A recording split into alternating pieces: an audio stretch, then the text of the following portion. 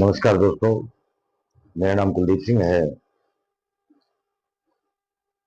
मैं हर बार कोई ना कोई आपको एक शिक्षक होने के नाते कोई ना कोई नई सीख भरी बात बताने की कोशिश करता हूं और उम्मीद भी ये करता हूं कि मैं जो वीडियो बनाता हूं आपको पसंद आई होंगी। और अगर आपको पसंद आई हो तो लाइक शेयर सब्सक्राइब करना ना भूलें।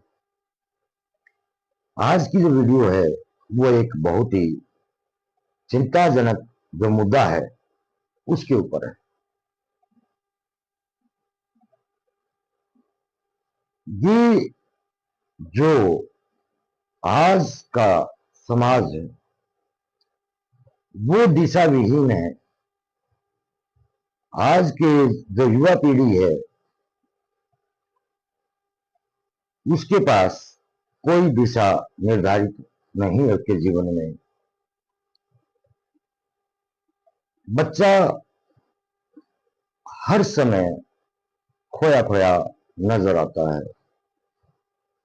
और जितनी भी हमारी सोशल मीडिया की साइटें हैं ये दिशा भ्रम में बच्चों को डाल रही हैं।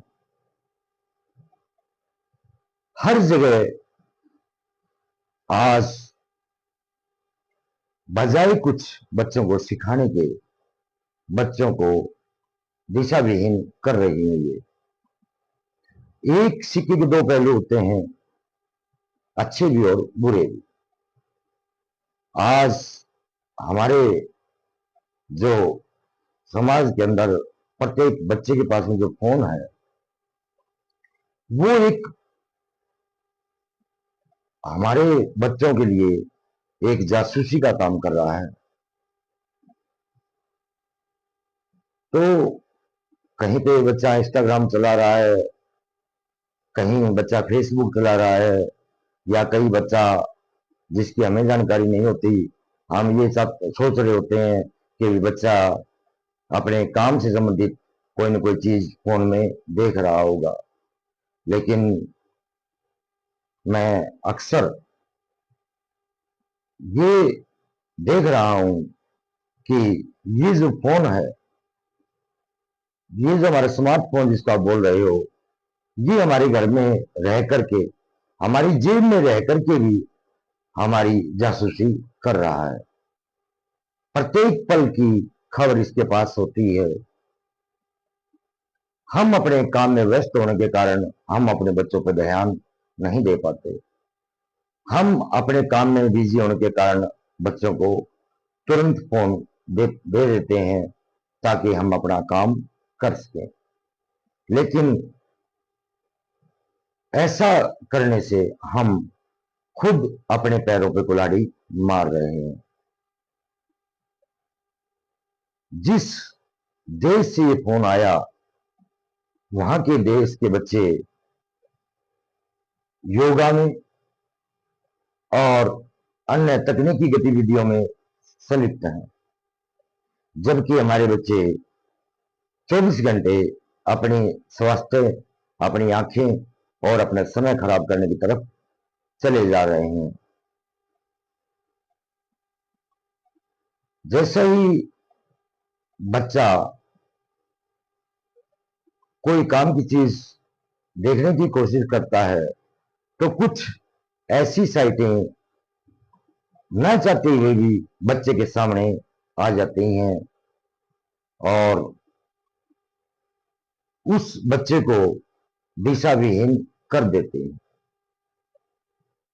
आज का जो युवा है, जितनी भी हमारी युवा बहन बेटियां हैं, ये फोन उनको बजाय बिगाड़ने के बजाय सुधारने के बिगाड़ने का काम ज्यादा कर रहा है।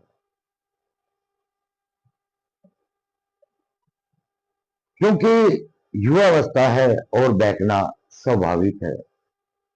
क्योंकि बच्चा आज किसी भी अपने बुजुर्ग के पास बैठना पसंद नहीं करता और वो एकांत में बैठकर अपने फोन को ही अपना बहुत ही करीबी दोस्त समझने लगा है।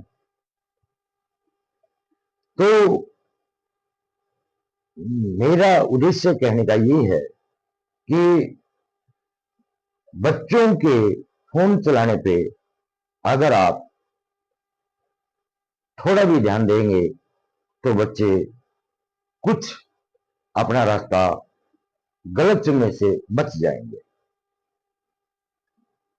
अभी आज का जो युवा है वो दिशा भ्रमित इसलिए हो रहा है कि फोन के ऊपर अश्लील से अश्लील और चरित्रहीनता वाली जितनी वीडियो हैं वो दिखाई जा रही हैं, लेकिन उस बच्चे को ये पता नहीं है कि जिस चीज को हम देख रहे हैं और जिस चीज को वो लोग जो साइटें दिखा रही हैं उनको इससे बहुत भारी इनकम जनरेट हो रही है और उधर हम अपना समय, अपना चरित्र, अपनी आंखें, अपना समय और अपना धन भी बर्बाद कर रहे हैं।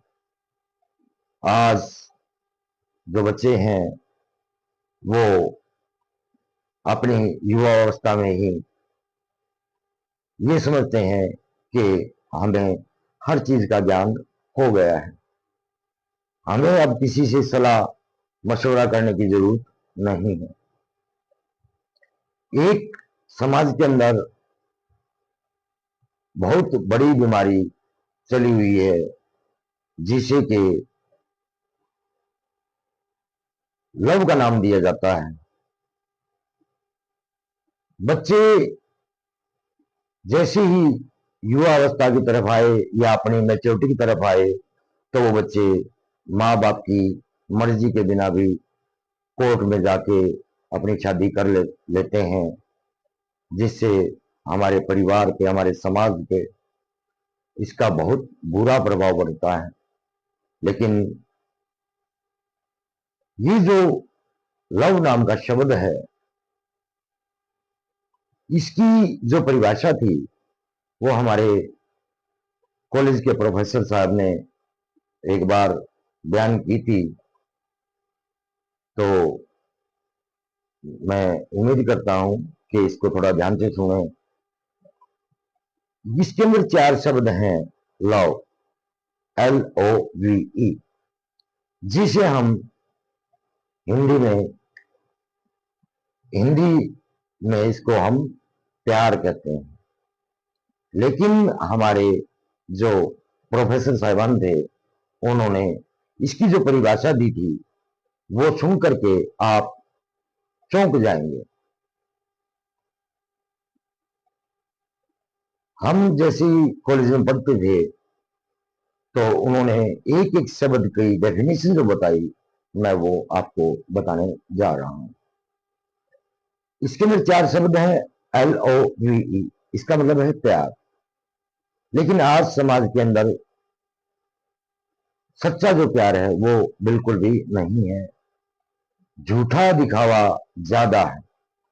तो मेरी आज की युवा पीढ़ी से ये हाथ जोड़कर विनती है कि आप इस झूठे दिखावे से बच के रहें। हर इंसान आज किसी न किसी का कहीं न कहीं फायदा उठाना चाहता है। तो मेरे युवा बच्चे जितने भी हैं तो मैं ये चाहता हूं कि अपने आप को बचाइए। आज हमारी युवा पीढ़ी एक गर्दिश की तरफ जा रही है। तो हमारे जो प्रोफेसर साहिबान ने जो इसके हिंदी में रूपांतरित किया था, L फॉर लव, लव का रूप में बताया कि लेक ऑफ शोरो, यानी कि दुख की झील। L for love, L lake of sorrow, दुख की झील। O for ocean of tear, आंसुओं का समुंदर। O for ocean of tear, यानी कि आंसुओं का समुद्र या सागर। V for valley of death, यानी कि मौत की घाटी। और ई फॉर उन्होंने बताया कि एंड ऑफ लाइफ, यानी कि एंड ऑफ लाइफ यानी हमारे जीवन का अंत। तो इस जो हमारे प्रोफेसर साहिबान ने जो हमें इसकी जो रेवल्यूशन बताई थी, तो मेरे प्यारे बच्चों, मैं आपसे भी निवेदन करता हूं कि आप इसके एक एक शब्द पे गौर फरमाइए और अपनी जिंदगी को तबाह होने से बचा लीजिए, अपने परिवार को, अपने समाज को, अपने देश को बचा लीजिए, क्योंकि इस देश का जो बोझ है वो आपकी युवा पीढ़ी और आपके युवा कंधों पे है। तो आज अपना जो समय है आपका बड़ा कीमती है। आप अपने समय में से थोड़ा समय अपने बुजुर्ग, घर में जो भी बुजुर्ग हों या अपने आसपास में जो भी बुजुर्ग हों, तो उनकी जो बुजुर्ग अवस्था आई है वो ऐसे ही नहीं आई। उनके पास ढेरों अनुभव हैं, उनके पास जिंदगी में कुछ न कुछ नई चीज आपको सीखने को जरूर मिलेगी। तो मेरी रिक्वेस्ट, प्रार्थना आपसे ये है कि आप अपनी जिंदगी को खराब होने से बचा लीजिए और इस लव नाम के शब्द से अपने आप को दूर रखें। और उम्मीद ये करूंगा कि मेरी बताई गई ये बातें आप जिंदगी में अमल करोगे आप। और अगर आपको मेरी बात अच्छी लगी हो तो लाइक शेयर सब्सक्राइब करना ना भूलें। धन्यवाद, शुक्रिया, मेहरबानी, नमस्कार।